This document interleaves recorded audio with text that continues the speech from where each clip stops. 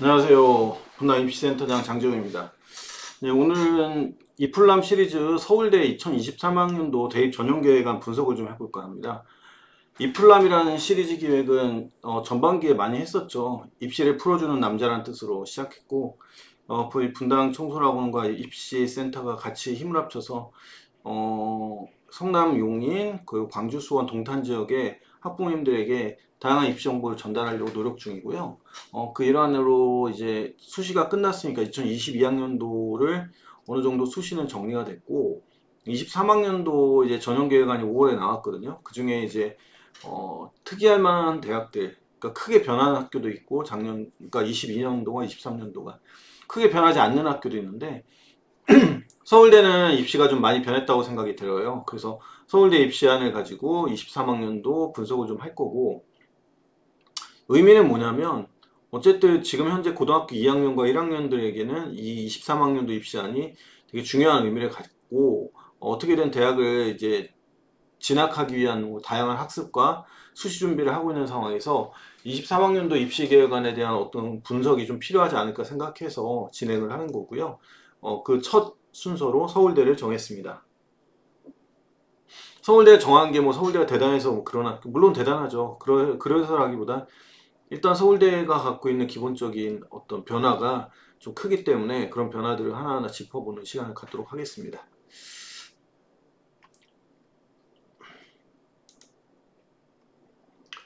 자, 이건 시작 전에 서울대가 입시 변화가 뒤에 이제 뭐 자세히 소개시켜 드리겠지만 수시에서의 변화도 있고 정시에서의 변화도가 있는데 큰 변화라고 할 수 있는 게 좀 생겼어요. 몇 가지가. 그 중에 가장 큰 거는 정시에서 지역균형 전형과 일반 전형으로 정시 전형을 분리하고 뭐 물론 기회균형도 있지만 그걸 제외한다면 정시 일반 전형이던 것을 수능 100% 전형이었거든요. 그거를 정시 지역균형과 정시 일반 전형으로 나눠놓고 전형 방법을 좀 바꿨다는 거, 그 점에 좀 주목을 하고 있고요. 일단 서울대 입시 변화에서 그럼 서울대가 도대체 정시에서 뒤에 보시겠지만 뭐 학교 내신 성적도 보고 교과 이수도 보고 그다음에 학교 교과의 세특도 보고 이렇게 하는 이유가 뭘까? 그런 거에 대한 걸 좀 생각하다 보니까 서울대 입시 변화에 대해서 어느 정도 알고 있어야 되지 않을까라는 생각에 이거를 이제 제작을 한 거고 이 첫 화면은 작년에 있었던 그 각 대학 입학사정관 교육 때 입학사정관 선생님들도 교육을 받으시는 거거든요. 그때 교육 문서로 나왔던 서울대학교 입학처장, 지금도 입학처장이신지 모르겠는데 입학처장이셨던 권오연 교수가 만든 자료 중에 일부예요. 제가 서울대를 발표하기 위해 서울대 전형계획안을 보면서 전반기에도 봤지만 이번에 다시 한번 꼼꼼하게 보면서 서울대가 생각하는 입시 변화의 의미, 그 서울대 입시 변화에 깔려있는 그 중심 생각은 무엇인가라는 걸 고민하다가 정시에서도 교과 평가를 반영하는 거는 예전에 내신 성적 반영은 했었죠. 한양대가 나군에서 성적 반영을 했으니까요. 뭐 수능 90에 교과 성적 10% 반영 이런 게 있었지만 서울대 같은 경우는 사실 교과 성적 반영을 안 한 지 오래됐고 근데 이 교과 성적이 단순히 들어가는 게 아니라 정량평가가 아니라 그거에 따른 정성평가 요소도 들어가 있기 때문에 이렇게까지 정성평가 따지면 학생부 종합적 요소인데 학생부 종합적 요소가 서울대 입시에 내년부터 적용되는 이유가 무엇일까에 대한 생각을 좀 해봐야 될 것 같아요. 근데 이게 그 권호영 교수의 문서 속에 들어가 있었던 내용인데 이걸 한번 의미 있게 한번 생각을 해볼 필요가 있습니다. 여기에 이게 보라색으로 쳐져 있는 거는 제가 한 게 아니라 권호영 교수가 정한 건데 읽어보면 이런 거예요. 많은 나라가 대학 입학제도를 갖고 있지만 학생들이 어떤 생활을 했는지 전체적으로 들여다보며 학교 생활의 증거들에 집중한다. 학생들이 어떤 생활을 했는지 전체적으로 들여다보며 어떤 생활이라는 것은 수치로 드러나는 것보다는 학교의 다양한 활동들로 기록에 남는 거죠.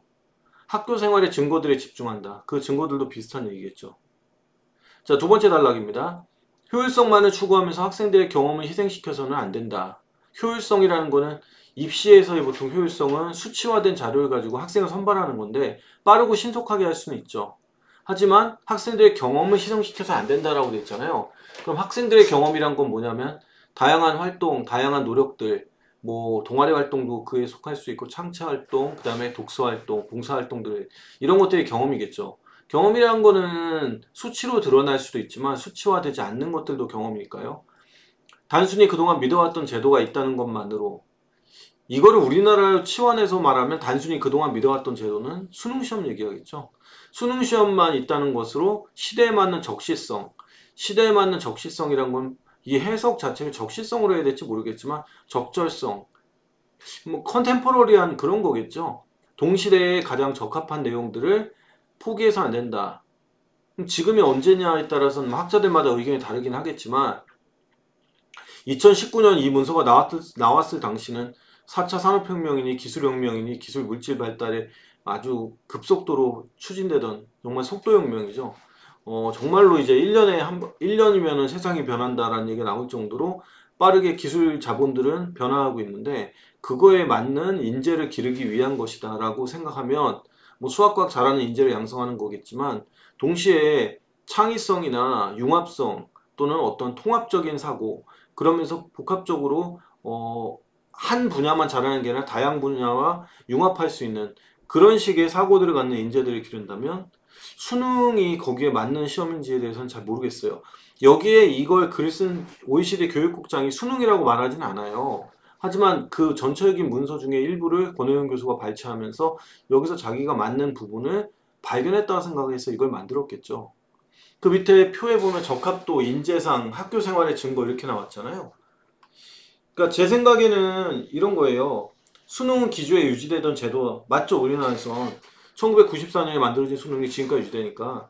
그 다음에 종합전형평가, 학생들이 어떤 생활을 했는지 들여다볼 수 있는 방법을 종합적인 평가라고 할 수 있죠. 여기 보면 어떤 종합적 평가라는 게 필요할 수도 있죠. 왜냐하면 학생들이 어떤 생활을 했는지 전체적으로 들여다보면 이렇게 됐잖아요. 그러니까 이상적인 것은 수능과 종합전형평가가 합쳐진 형태가 될 수도 있잖아요. 이 문서대로라면. 그리고 이 문서를 만든 권호영 교수가 의도하는 바가 뭔지는 명확하진 않지만 어쨌든 이것을 서울대의 입학처장이었던 분이 내놓은 거라면 서울대 입시 변화의 큰 틀은 어찌됐든 기존에 있던 제도와 현 시대에 필요한 적시성이 들어가 있는 전형이 결합된 형태가 아닌가라는 생각이고 이게 내년도 입시안에 반영된 게 아닌가라는 제 생각입니다. 저도 예측이란 걸 할 수 있으니까요. 2023년도 입학전형 개요를 한번 보면 수시 모집과 정시 모집인데요. 가장 큰 변화는 누가 봐도 이거잖아요. 여기에 이쪽에 있는 수능 위주 전형의 지역균형이라는 게 생겼고 일반 전형이라는 게 원래 있었던 거죠. 그래서 특히 지역균형 전형을 신설했다라는 게 서울대가 내세우는 변화의 원인입니다.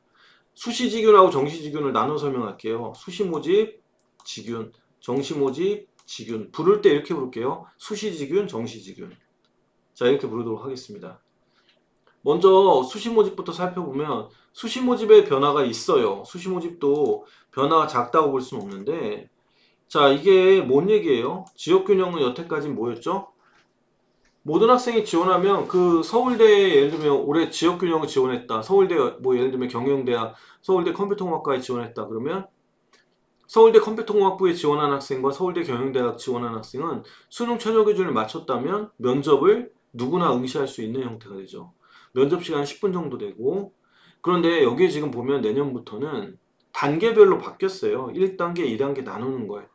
한 방에 시험 보는 걸 일괄 전형이라고 부르고요. 나눠서 보는 걸 단계별 전형이라고 하거든요. 이렇게 단계별 전형이 나타나게 되었다 이렇게 생각하면 돼요.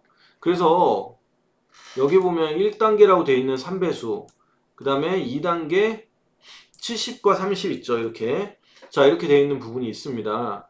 그래서 이렇게 나눠져 있는데요. 1단계 시험이 끝나면 2단계가 이렇게 나타나게 되는 거죠. 자, 그래서 1단계 3배수예요. 3배수. 3배수라는 거는 인문계열 같은 경우는 뒤에 살펴보겠지만 경쟁률이 3대1 넘는 과가 많고요. 자연계열 같은 경우 3대1이 안 되는 과들도 있습니다. 공대 뭐 좀 약간 비인기과라고 분류되는 과들이나 농생대 같은 경우는. 자, 이럴 때는 1단계 다 통과를 하고 2단계 면접을 가게 되니까 지금의 체계와 큰 차이가 없어요. 올해 22년도와.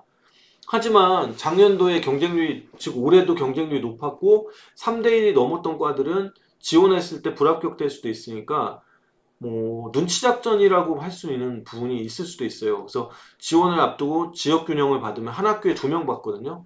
그럼 이 2명 받는 학생이 경쟁률이 높은 과를 기피할 수도 있다. 왜냐하면 1단계에서 불합되면 안 되는 거니까요.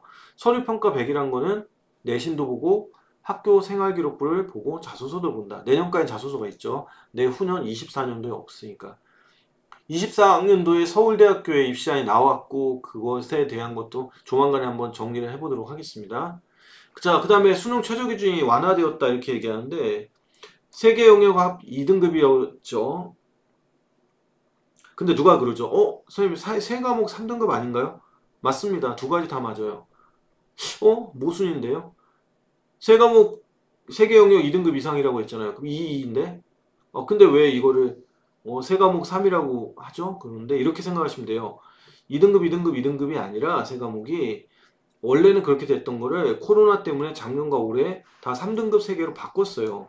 그래서 333으로 바꿔놨는데 그러니까 원하는 이게 맞고 코로나 때문에 서울대가 교육부에 정정을 그러니까 수정을 한 거죠. 학생부 모집 요강을. 그래서 실제로는 3등급 세 과목이 돼버린 거죠. 그러니까 원래는 2등급 세 개, 바뀌고 나서 3등급 세 개. 그런데 그것이 다시 내년도에는 1단계 통과를 하고 2단계 최저 기준에서 세계 영역 합 7이니까 세계 영역 합 7은 2등급 세 개와는 좀 다르게 완화된 느낌이 있다. 하지만 실제로는 3등급 세 개이기 때문에 2등급 세 과목 7로 하면은 올해 진짜 상황보다는 내년도의 전형안이 오히려 상승한 꼴이 된다. 이렇게 생각하면 돼요. 그래서 수능 최저 기준을 완화하였다라는 말을 100% 그대로 받아들이는 거는 좀 문제가 있다. 이렇게 생각하면 되겠죠. 자, 그 다음에 이거 좀 지울게요.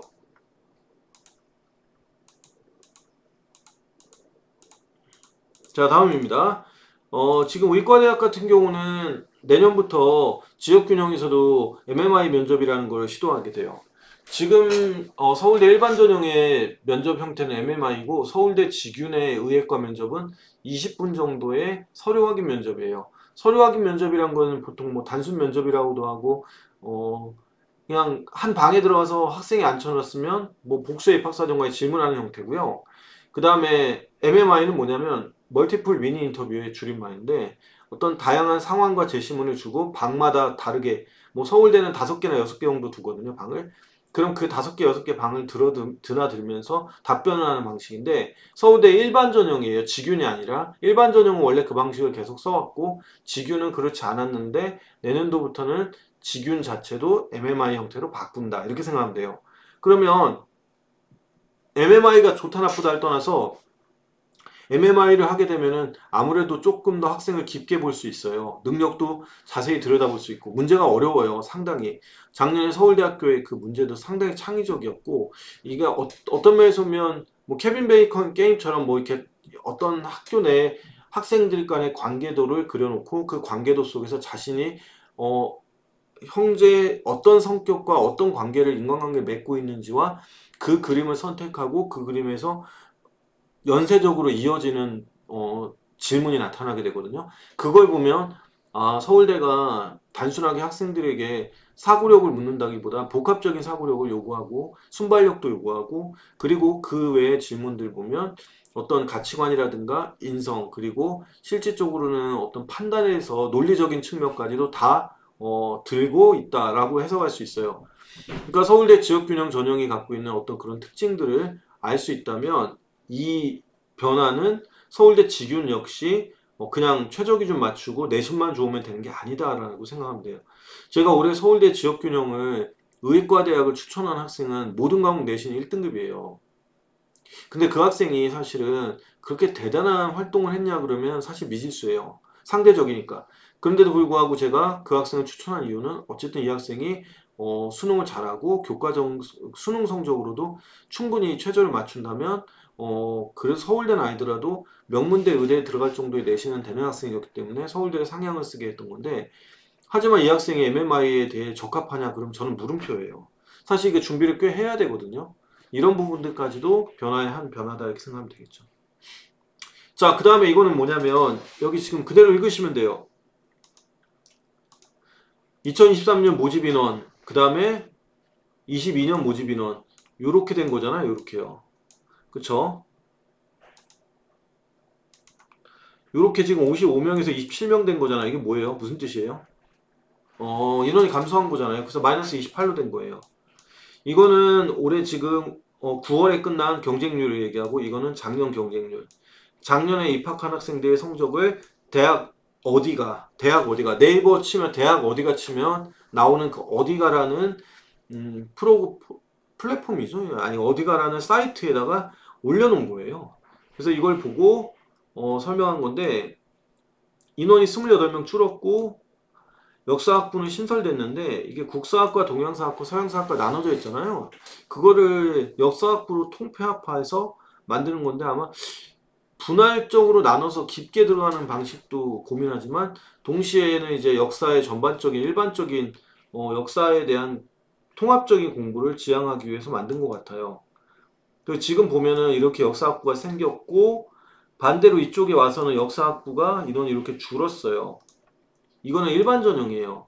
쉽게 생각하세요. 지역균형은 역사학부란 이름으로 쓰지 않고 인문계열에 들어가 있었고 이걸 분할해서 인문계열에서 빼갖고 요로 내린 거예요. 이렇게. 그 다음에 여기 보면 역사학부는 이렇게 돼 있어요. 18명. 그러면 9명짜리 3개 국사, 동양사, 서양사였던 걸 그냥 역사학부로 통합하면서 9명을 뽑으니까 18명 줄었죠. 그러면 그 18명 중에 9명은 여기 와 있는 거고요. 그럼 나머지 어디 가 있냐면 정시 모집에 들어가 있죠. 정시 모집에. 자, 그 다음에 여기 제가 아까 직윤 경쟁률이 3대1이 넘는 과도 있다고 했잖아요. 사회학과, 그 다음에 이 뒤에도 나오겠죠. 그런 과들은 1단계 3배수의 눈치를 봐야 되겠죠. 자, 그렇죠. 그 다음에 인문계 일반 전형은 크게 달라진 게 없습니다. 자, 그 다음에 보면 농경제가 2.6대 1, 그 다음에 이런 데는 이제 어떻게 돼요? 1단계 통과를 하지만 국교, 사회교육, 소비자학, 자유전공은 어때요? 1단계에 떨어진 학생도 있으니까 눈치를 보겠죠. 내년도에. 3배수니까. 눈치를 보겠다. 이렇게 생각하면 되겠죠. 자, 경쟁률들이 극감 변동했죠. 특히 직유는 왜 이렇게 높아졌냐 그러면 자연계열 학생들이 많이 지원했죠. 서울대 직유는 인문자연 할 거 없이 지원을 하고 면접을 통해 선발하는데 서울대 직윤이 원래는 자연계열 같은 경우는 2과목이라고 해서 과탐을 물화생지 2를 하나를 반드시 응시를 해야 되는데 서울대 지역균형은 자유전공에 한해서는 수능 응시할 때 자연계열 학생들이 원원 즉 물화생지 원원 2개를 응시해도 지원이 가능하게 되어 있어요. 이것 때문에 서울대 자율전공학부에 지원한 원원짜리 학생들이 좀 많아졌다. 이렇게 생각하면 되고 제가 올해도 한 2명, 3명 정도는 지원을 시켰던 것 같아요. 서울대 자율전공으로. 근데 이 학생들이 원래는 의대 가려고 하거나 이런 학생들이었는데 서울대 자율전공을 지원한 가장 큰 이유는 전교 1등들이에요. 뭐 1.0몇, 1.10 막 이런 식이었거든요. 내신들이.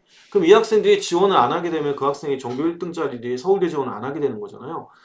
고등학교 측에서 볼 때는 이 학생들이 서울대를 쓰는 게 맞다고 생각하고 저는 뭐 학생들이 서울대를 안 가겠다면 지원 안 하는 게 맞다고 생각했는데 수능 뒤에 면접이잖아요. 서울대 자율전공이. 그러니까 수능 뒤에 면접이니까 써놓고 수능 성적 보고 나서 판단을 하자 이렇게 돼 있고 대신 2과목을 하는 것에 굉장한 부담을 느꼈거든요. 학생들이. 근데 서울대 자율전공에 한해서는 원도 가능하기 때문에 2를 하지 않아도 돼요. 반드시. 그렇기 때문에 서울대 자율전공을 지원하는 것이 큰 문제가 안 됐기 때문에 자연계열 학생들 중에 극상의 내신을 갖고 있는 학생들 중에 의대를 쓰고 서울대를 딱 하나만 쓰는데 2를 하지 않은 학생들이 서울대 자율전공을 쓰게 되면서 경쟁률이 작년에 비해서 거의 배 수준으로 올라가게 된다. 이렇게 생각하시면 되고요. 입결은 당연히 높아질 거예요. 작년보다. 왜냐면 작년에는 2021년도에는 석차 등급 자체가 뭐 진로 선택이 뭐 전문교과하고 다 석차 등급이 나왔어요. 예를 들면 물토, 화투, 생투, 지투도 나왔고 인문계열 같은 경우 여행지리도 석차 등급이 전부 나왔어요. 근데 그게 전부 다 ABC로 일반고는 바뀌잖아요. 그러니까 일반고에서는 내신이 등급 표시가 사라지게 되면서 공통과목과 일반 선택만 등급이 나오게 되고 특목고 자체도 전문교과는 내신이 나오지만 일반 선택이 아닌 진로 선택 같은 경우는 석차 등급만 ABC만 성취도만 나오기 때문에 결과론적으로는 석차 등급은 작년에 비해서 올해 입학생들 올해 수시 지원한 학생들 내신이 좀 더 좋게 나오지 않았나 생각이 드는 거죠. 대신 학생 수의 감소라든가 뭐 기타 따져봐야 될 것도 있으니까 반드시 그렇지는 않지만 어쨌든 내신 등급만 놓고 봤을 때는 작년에 비해서는 성남 지역이나 용인 지역의 학생들 상담했을 때 자연계 학생들의 내신이 높게 나온 경우가 종종 보이게 되는데 이것은 물토와토 생토 지토 같은 과목들을 수능 응시하지 않았던 학생들이 내신 준비를 안 했었는데 올해는 그것이 성취도로 바뀌면서 내신 등급 산출에서 빠지게 되면서 솔직히 말하면 골칫덩거리가 빠지면서 전체적인 평균이 좋아지는 그런 현상도 좀 생겼다 이렇게 생각하면 되겠죠. 자, 그 다음에 여기 보면 일반 전형들은 경쟁률이 이렇고요. 여기 지금 보면 어우 이렇게 내신 낮았는데 어떻게 서울대를 갔죠? 그런데 이게 국제고 외고 학생들도 있기 때문에 이렇게 해서 서울대에 쓸 수가 있습니다. 이렇게 생각하시면 됩니다. 자, 그 다음에 서울대 지역균형. 자, 서울대 지역균형과 일반 전형이 있는데요. 여기 보면은 서울대 지역균형, 서울대 일반 전형 이렇게 되어 있고요. 여기 보면 3대1 안 되잖아요. 그죠? 2.78, 2.78 이렇게 되어 있잖아요. 그리고 여기 보면은 이렇게 나와 있잖아요. 얘네는 3대1 넘는 거죠. 그죠? 자, 자연계에도 3대1 넘는 과가 있지만 3대1 안 되는 과들도 있습니다. 자, 일반 전형 경쟁률은 뭐 큰 차이들 없죠. 올라간 과도 있고 내려간 과도 있으니까. 자, 여기 보면은 서울대 공대 내에서도 3대1 안 되는 과들이 있고 지금 여기 컴퓨터공이나 전기정보 같은 경우는 잘못 쓰면 불합격되는 경우도 생기겠네요. 만약에 내년에도 이렇게 되면. 그러니까 실제로는 뭐예요? 이들의 경쟁률이 어떻게 되는 거죠? 눈치작전이 전개될 수도 있는 거죠. 자, 지금 근데 문제는 인원이 14명, 13명이 줄었어요. 서울대에 컴공하고 전기정보가 이렇게 준 걸 보고 무슨 생각을 해야 될까? 냉정하게 얘기하면은 서울대 전기정보나 컴퓨터공은 일반 전형은 안 줄였거든요.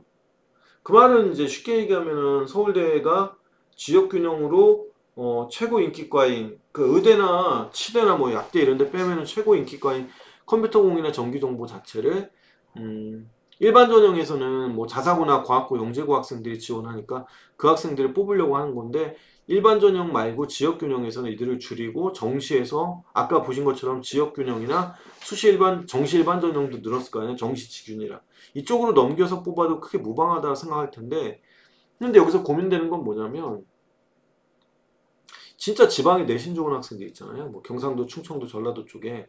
근데 이 학생들 중에 서울대를 꼭 가고 싶다는 전교 1등들 중에 서울대 전기공이나 컴공 쓰는 학생들은 이게 인원이 준 게 경쟁률이 좀 더 올라가게 되거나 더 치열한 눈치 작전이 전개될 수밖에 없는 구조를 만든 거죠. 그리고 정시로 가면 되지 않냐고 말할 수 있는데 정시에서 서울대 컴퓨터공은 수도권 지역의 의대에 필적하는 성적이 나와요. 작년에만 펑크 났거든요. 그런데 뭐 작년에 우리 반 학생도 운 좋게 들어가긴 했는데 몇 년 동안은 아주 큰 성적 상승을 보였던 과예요. 정시 쪽으로는 뭐 제가 누구보다 잘한다고 말할 수 있겠죠. 아무래도 재수학원에서 오랫동안 지금도 근무하고 있는 상황이니까. 입시센터에서는 재학생과 재수생 둘 다 상대해야 되거든요. 그러니까 이런 뭐 컨설팅이라고 부르고 뭐 동영상 유튜브 찍고 있는 친구들보다는 아무래도 정시 쪽의 경험은 누구보다 많다고 봐야 되겠죠. 저희가 소속되어 있는 회사가 재수학원 13개나 되고요. 거기 있는 데이터를 가지고 매년 뭐 한 10년 정도 원서를 계속 쓰니까 한 해에 엄청나게 많은 정시 표본을 보게 돼요. 그러니까 수시와 정시를 둘 다 갖추고 있는데 아 이거 내 자랑이네. 근데 문제는 이제 컴퓨터공학과나 전기정보를 쓸 때 이제 직윤이 줄고 정시로 지원하면 되지 않냐 그럴 때 이거는 강남권이나 분당권에 있는 고등학교들 그리고 재수생들에게만 유리한 얘기가 될 수도 있는 거죠. 좀 아쉽죠? 자, 그 다음에 여기 지금 지역균형에 농생명하고 사범대 쪽에 경쟁률 보면 다 5대1 넘는 과들이 많은데 뭐 내년에 어떻게 될지 한번 지켜봐야 되겠죠. 그래도 넘는 과는 넘길 거예요. 직윤을 안 쓸 수는 없어요. 고등학교에서. 서울대를 안 보낸다는 것도 좀 웃기고 이제 성남시 분당구에 있는 고등학교들 보면 전교 1등이 서울대를 안 쓰고 의대만 쓰거나 이런 학생도 있어요. 아 인문계열은 다 서울대 쓰게 돼요. 무조건. 주면 넙죽 받아요. 근데 자연계열 학생들 중에 안 받고 그런 학생들이 간혹 있는데 그래도 뭐 서울대가 아예 쓰질 않고 뭐 그러진 않으니까 여기 보면 지역균형에 나와 있는 뭐 식동생이나 응용화생, 바시소, 수학교육, 생물교육 이런 과들이 좀 있죠. 이런 과들의 경쟁률 한번 보시면 되고 인원은 농생대 쪽은 오히려 늘었고 일반 전형이 줄었죠. 앞에 있는 컴퓨터공이나 전기정보랑 반대되는 경향이 나타나게 됐다. 이럴 수도 있습니다. 자, 인원 변화도 보시면 되고요. 의예과는 지금 직윤 2명 늘었죠. 의예과가 어차피 내년부터는 정시에서도 MMI, 그러니까 직윤도 MMI잖아요. 그럼 지역균형도 MMI면은 뭐 제대로 된 학생들 좀 난이도 있게 보고 선발할 수도 있으니까 뭐 그런 점에서 본다면 괜찮죠. 반대로 뭐 일반 전형 같은 경우 인원이 줄었는데 정시에서 지역균형 때 뽑아요. 의예과가. 그러니까 정시직윤에서 선발할 수 있기 때문에 일반 전형을 이거는 괜찮다고 봐야 되겠죠.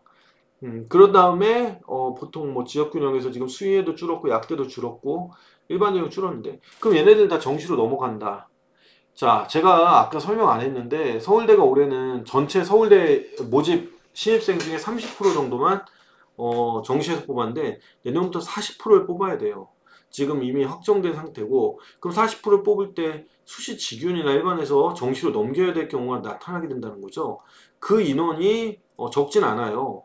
그래서 그 인원만큼 생각을 했을 때는 지금 수시 직윤이나 수시 일반 전형에서 정시로 넘어가는 인원들이 제법 있고 그거는 바로 뒤에 이어서 생각을 해보면 됩니다.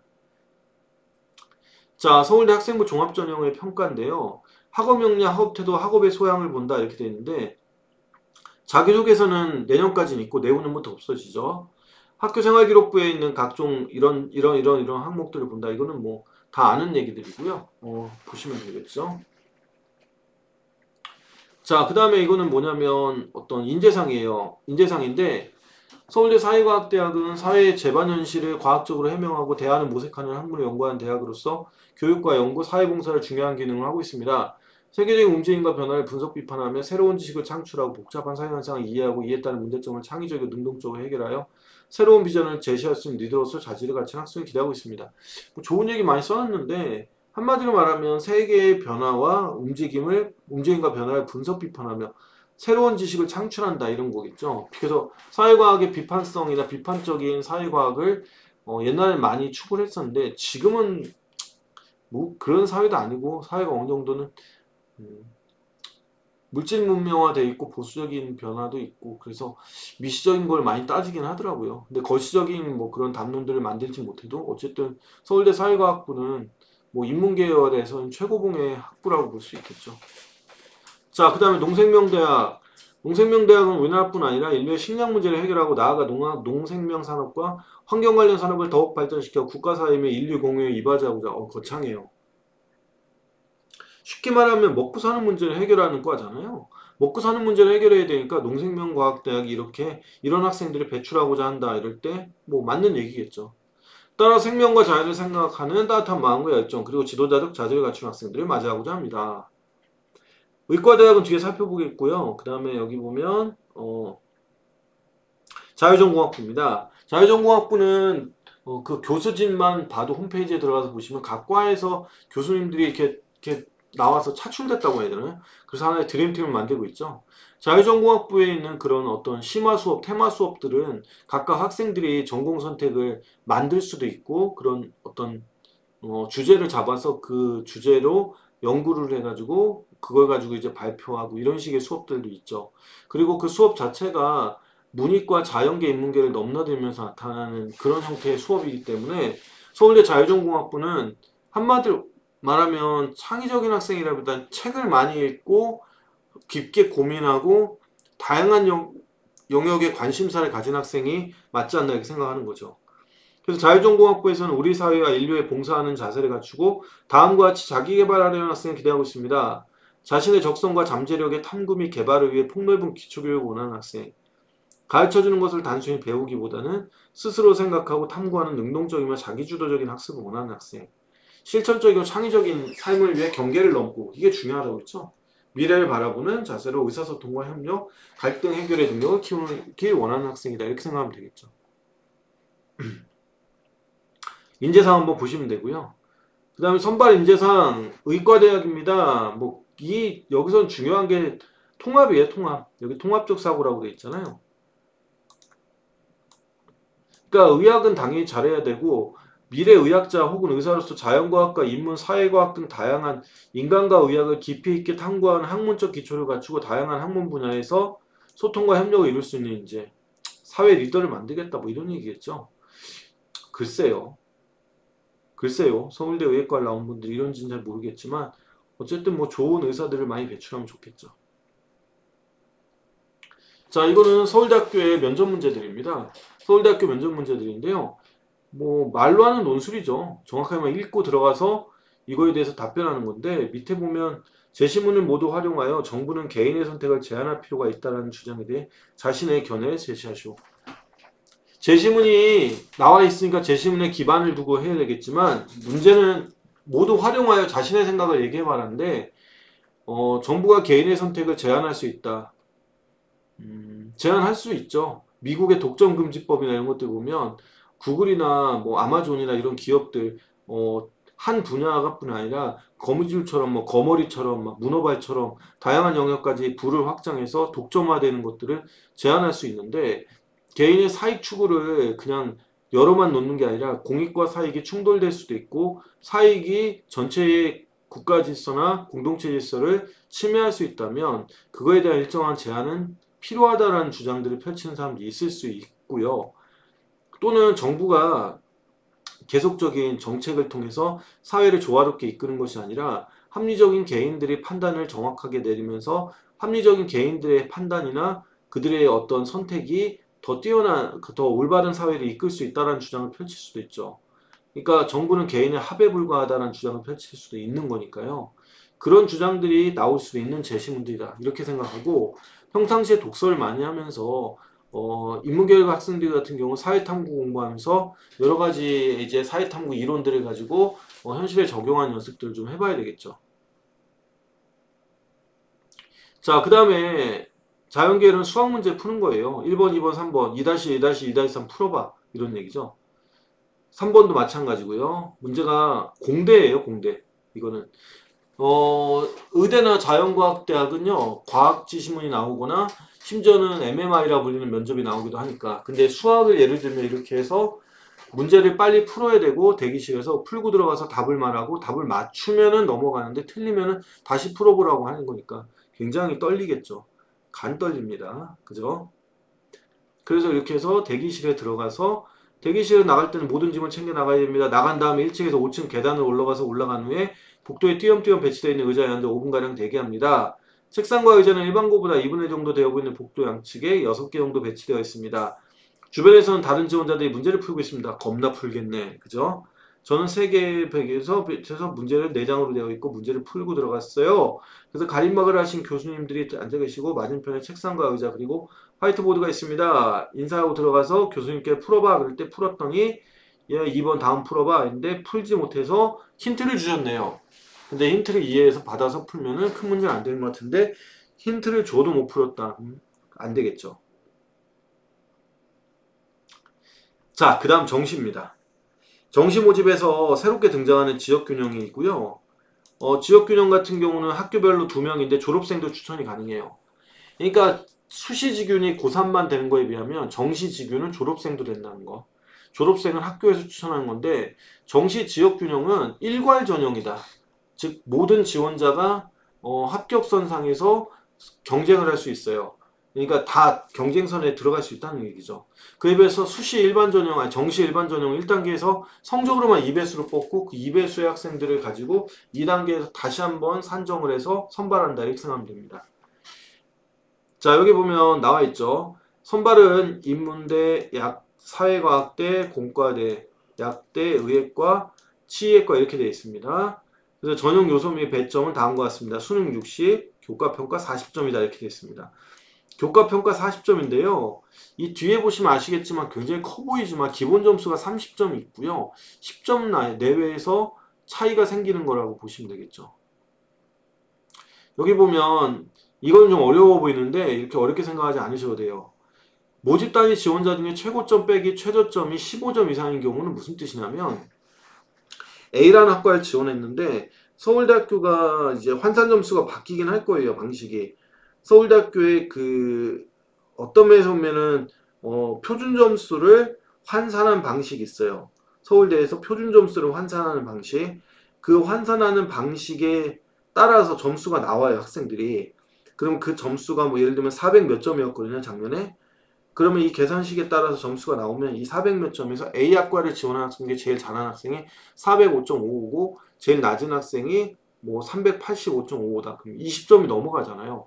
그러면 1번 계산식으로 선발해서 학생의 점수를 이어 60점이라고 앞에 나와 있는 점수 있잖아요. 그거를 계산하고 만약에 그게 안 되면 2번에서는 여기서 60점을 또 이 15점 미만인 경우는 계산을 한다 이런 얘기예요. 그럼 이 60점에서 내 점수가 예를 들면 제일 잘한 애가 뭐 405.55인데 내가 400.55다. 그럼 5점 차이 나는 거잖아요. 그럼 60점 빼기 5점이 되는 거죠. 그러면 55예요. 55에다가 이 밑에 있는 점수에서 평가를 받아. 평가는 뒤에 세 가지 설명할 거예요. 그에 따라서 AA를 받았다. 그러면 40이 되니까 합쳐서 55가 된다. 이렇게 생각하면 되겠죠. 실제로는 그렇게 돼요. 근데 이게 아마 소수점 단위로 나타날 거예요. 점수가.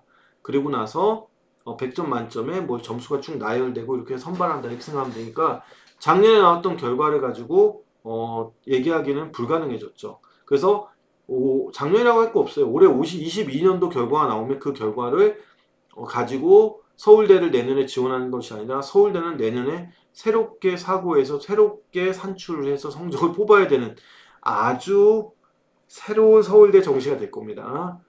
왜냐하면 학부를 정할 때 이 학생이 이 학과에 맞는지 안 맞는지에 대해서 서울대를 컨설팅을 한다 저는. 그러면 학생부를 갖고 와보라고 해서 그걸 보고 너 AA 되겠다. 너 AB 되겠다. AB면 2점 차이 나요. AA랑. 그럼 2점 차이면 이게 실질적으로 어느 정도의 영향을 줄지를 판단해 봐야 돼요. 왜냐하면 여기 밑에 보면 2점 차이면은 38이 되거든요. 한 학생은. 어떤 학생은 AA 받으면 40점이 되고. 근데 이게 합산될 때는 수능 점수가 굉장히 커 보이기는 하지만 60점 만점에서 빼는 거잖아요. 그럼 내가 아까 뭐 예를 들면 모집 단위 최고점하고 최저점에서 5점 차이 났다. 내 점수가. 그럼 55가 되잖아. 근데 내가 거기다가 10점 받으면은 해서 95가 되는데 만약에 8점 받으면 93이 되거든요. 이거는 굉장히 큰 차이예요. 그러니까 이게 학교에서 추천할 때 제대로 해야 돼요. 첫 번째는. 두 번째는 만약에 이게 추천위에서 어느 정도로 뭐라고 해야 되죠? 이게 그 좀 성적은 좋은데 학생부 평가 안 좋은 학생이 있다면 성적이 아주 좋은 학생을 추천해야 돼요. 그렇지 않으면 힘들어요. 그리고 과들 봤을 때 이게 인문계열 같은 경우 성적대가 다 달라붙거든요. 무조건 서울대가 제일 높은 학교잖아요. 피라미드에서 꼭지점, 첨점이잖아요. 그러니까 서울대 자체를 가려고 하는 학생들이기 때문에 인문계열은 점수 차이가 크지가 않아요. 그래서 여기 이 위에 산출 방법 중에 2번이 될 확률이 많고요. 이 방법대로 하면 거의 AA가 되는데 AB가 되면 쉽진 않아요. 그러니까 사실은 고등학교도 딜레마고 추천하는 사람도 딜레마인 게 성적만 높다고 했을 때 얘가 만약 학생부 평가에서 AB를 받게 된다 그러는데 이거는 평가하는 사람들이 매기는 거예요. 물론 예시 기준이 나와요. 뒤에 보면 학교에서 교과 과정을 잘 이수했고 내신도 1, 2등급 선에 다 들어가 있고 그 다음에 세특도 나쁘지 않다. 그럼 A를 받을 건데 그거는 채점하는 사람들만 알 수 있지. 뭐 우리가 사실 얘가 A가 될 거라는 걸 예측하는 것뿐이니까요. 그런 상태가 되기 때문에 인문계열 같은 경우 지역균형 지원에서 어느 정도 영향력이 행사될 수 있다. AB를 받거나 BB 받는 거는 도저히 안 되고요. AB를 받는 거는. 근데 자연계열 같은 경우는 수능의 점수 차이도 좀 크고요. 학과마다. 오로지 서울대만 가겠다. 나는 의대 안 가고 서울대 가겠다는 애들이 점수 높은 애들도 있고 반대로 농생대나 지금 뭐 공대 중에 낮은 과들은 몇 년 동안 봤을 때 소위 말해서 펑크라고 해서 서울대 치고 이렇게 낮은 학생이 붙는가라는 얘기가 나올 정도로 성적이 낮은 학생들이 합격을 하는 사례도 종종 있었거든요. 근데 그런 학생들이 지원을 하면은 사실상은 점수 차이가 크게 벌어지게 되니까 뭐 학생부 AB를 받아도 점수가 아주 뛰어난 학생이라면 앞에 60점 만점의 점수에 수렴되는 수능 점수에서 차이를 벌리면 AB를 받아도 AA 학생이 이길 수도 있는 상황이 전개될 수도 있죠. 하지만 어쨌든 지균에서 영향력은 좀 있다라고 봐야 됩니다.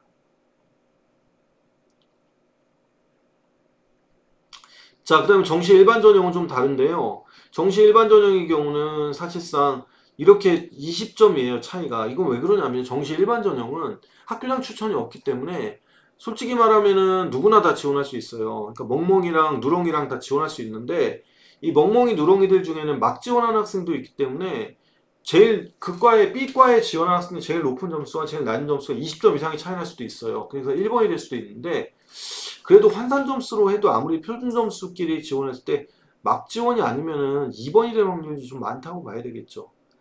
어쨌든 그래서 실제로는 교과 평가를 하면은 여기 보면은 이제 2단계 교과 평가에서 1점씩 차이 나는데 기본 점수가 15점이고 AI와 AB가 1점, AB와 BB가 1점 차이 나요. 사실은 일반 전형인데도 내신도 우수하고 학교 평가가 되게 뛰어난 학교를 나온 학생, 이게 졸지에 학교 평가로 흘러갈 수도 있는데 그런 학생들이라면 사실상은 교과 평가에서 유리할 수도 있어요. 내신은 1, 2등급까지 좀 넓게 느슨하게 잡아놨거든요. 평가 기준에서 A의 기준으로. 그러니까 2등급을 맞아도 가능하다는 뜻이니까요. 자, 그래서 1단계 합격자 최고점과 최저점 사이가 20점 이상인 경우 1계산법의 차이가 20점 미만인 경우 2계산법을 씁니다. 인문계는 뭐 큰 차이가 없을 테니까 다 2가 되고 자연계도 사실 2가 되지 않을까 계산법상. 그리고 이 교과 평가는 차이가 좀 벌어지는데 앞에 정시 직윤보다는 점 차이 폭이 2점에서 1점으로 줄어든 상태라서 정시 같은 경우 일반 전형에서 이 교과 평가 영향이 크지 않겠다고 생각을 할 수도 있을 거예요. 아시겠죠? 이게 작년에 자연계에서 제일 높았던 과의 점수 차이들이에요. 환산 점수. 그러니까 올해는 이거와 좀 달라져요. 올해는 지금 22년도는 단순 표점 방식이니까 내가 맞은 점수에다가 반영비를 곱해서 다 더하면 점수가 나와요. 그럼 제일 높은 점수와 내 점수의 차이를 가지고 또는 점수가 제일 높은 학생과 제일 낮은 학생의 차이가 15점 차이냐 20점 차이냐에 따라서 1계산법, 2계산법에 나타나는데 이건 내가 정할 수가 없어요. 어떤 애들이 지원하는지를 봐야 되니까. 그 다음에 차이들 보면은요. 여기 1등부터 9등까지의 등수에서 차이가 3점 정도 차이밖에 안 나요. 실제로는 그렇게 되거든요. 그러니까 사실상 자연계나 인문계의 최상위권과들은 여기서 이 차이가 그대로 갔을 때 AA와 AB 사이의 정시직윤이나 일반 전형에서 AA와 BB 사이의 이 점은 꽤 큰 차이라고 볼 수도 있습니다. 최상위권과는. 근데 물론 최상위권과를 쓰는 애들이 학생부가 A를 받지 못할 정도로 엉망이겠냐에 따라서 물음표이긴 하지만 그건 알 수가 없다는 거죠. 그래서 결국은 이런 근소한 차이로 당락이 갈리니까 인문계열 같은 경우는 그래서 수능도 좋아야 되지만 학생부도 좋아야 되고 과도 잘 정해야 됩니다. 직윤이든 일반이든 주의하셔야 됩니다. 하나밖에 지원이 안 되니까요. 학생이 직윤이든 일반이든. 그 다음에 여기서 이수연항에서 보는 거 세 가지 나오죠. 과목 이수연항, 교과 성취도, 교과에서 세특 세 가지 봅니다. 이걸 이수했냐 안 했냐. 예를 들면 공대에서는 수학과학 교과 이수연항, 경제학과에서 수학과 사회교과 이수연항을 본다. 경제 수학 했으면 유리한 거죠. 그죠? 자, 그 다음에 교과 성취도에서도 마찬가지로 내신을 보는데 단순한 등급만 보는 게 아니라 원점수, 평균, 표준 편차 등을 고려한다 그랬으니까 나름 서울대가 어떤 계산식을 써가지고 이용할 수도 있는 거죠. 그래서 서울대는 A등급 평가 사례로 모집 단위 관련 진로 선택 과목에서 2과목 이상, 그러니까 기계공학과 쓰는 학생이 물투나 화투를 했거나 기하를 했다든가, 그 다음에 뭐 지리학과 쓰는 학생이 여행지리나 세계지리를 해야 되는 거죠. 그죠? 사회문제 탐구라든가 사회과제연구 이런 걸 했을 때 유리해진다 이런 얘기고, 석차 등급은 1, 2등급 정도나 성취도 A 정도 수준이면 A를 받을 수 있다는 얘기. 그리고 이수한 각 교과에서 수업에 충실히 참여한 것이 세특에 기록이 돼 있어야 돼요. 세특에. 이러면 A를 받는다. 도대체 서울대는 왜 이렇게 복잡하게 해놨어요? 여태까지 서울대 22년도까지 결과를 쓰지는 못해요. 내년도에는. 맨 앞에 권호연 교수님이 했던 얘기 잘 기억하세요. 서울대는 정시를 정부가 40%까지 늘려라라는 방침을 어길 수는 없지만 정시가 효율성을 중시하는 기존의 입시제도라는 것 말고는 시대에 적절한 제도인지에 대해서 물음표라는 거죠. 시대에 적절한 제도라는 것을 생각한다면 서울대학교 입시의 중요성을 판단했을 때 서울대는 어쨌든 우리나라의 대표 시그니처 대학이잖아요. 아직 부정할 수는 없어요. 그리고 의대를 제외하고는 서울대 자연대도 마찬가지예요. 그렇다면 이들이 봤을 때 정시에서의 내신 반영은 일정 부분 필요하다. 내신과 학교 평가. 그래서 수능을 생각하고 서울대를 생각하는 학생들은 학교 생활도 충실히 했으면 좋겠다 정도. 이것이 단순한 석차 내신 등급 반영이 아니라 정량평가와 정성평가가 섞여 있는 형태의 학생부 종합전형평가와 유사한 형태라면 정시에서도 학교 생활을 충실히 하는 학생부 종합전형에 열심히 하는 학생이 성적도 우수하고 그런 학생이 성적이 좀 낮더라도 성적이 우수한 학생보다 더 나을 수도 있다라는 식의 암시, 그리고 또는 그런 식의 어떤 서울대의 의견을 제시하는 거라고 봐야 되겠죠. 그런 의미를 한번 생각해 보시면 되겠습니다.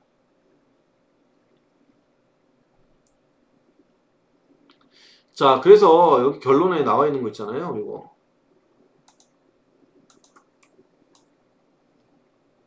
서울대 작년 사례 갖고 하는 건 좀 영향력을 지균에서는 최상위권과는 평가가 영향을 줄 거고요. 일반 전형은 수능 점수가 매우 중요하지 않을까라는 생각을 좀 합니다. 서울대 23년도 대입전형의 의의입니다. 정시에서 학생부 종합전형 요소를 도입하면서 정시 증가에 대한 서울대의 어떤 의견을 제시한 거라고 봐야 되겠죠. 그러면서 동시에 정시 직윤에서 고등학교 영향력이 작용하게 되는 상황을 초래하고요. 실제로는 그런 부분들 한번 생각해 봐야 되는 거고, 그 다음에 수시에서는 직윤 자체가 단계별 전형이 되면서 정교한 지원이 좀 필요해졌고요. 눈치 작전도 전개될 수도 있고, 그 다음에 뭐 어떤 면에서 보면 수능 최저 기준이 완화됐다? 아니요, 강화됐다라고 볼 수도 있으니까 수능에 대한 공부도 좀 필요하지 않나 생각합니다. 어쨌든 수시나 정시나 바뀐 게 많은 서울대였고요. 이런 변화에 대해서 중요한 부분만 제가 설명을 좀 드렸지만 이걸 꼼꼼하게 보신다면 서울대를 목표로 생각하고 있는, 누구나 서울대를 갈 수 있는 세상, 또는 서울대를 원하는 모든 학생이 서울대를 들어가는 그런 그런 해피한 그런 상상을 하죠. 이 서울대에 대한 입시를 통해서 최상위권 대학의 한 변화를 읽을 수가 있었고, 아직 24학년도 즉 현재 고1이 대학을 들어가는 방법은 나와 있지 않지만 이 서울대의 변화가 일정 부분 영향을 주지 않을까라는 생각도 하게 됩니다. 그래서 이걸 잘 들으시고 서울대에 관심 많은 학생들은 잘 준비를 하길 바라겠습니다. 이 풀람 여기까지 하고요. 또 다른 대학으로 찾아뵙도록 하겠습니다. 감사합니다.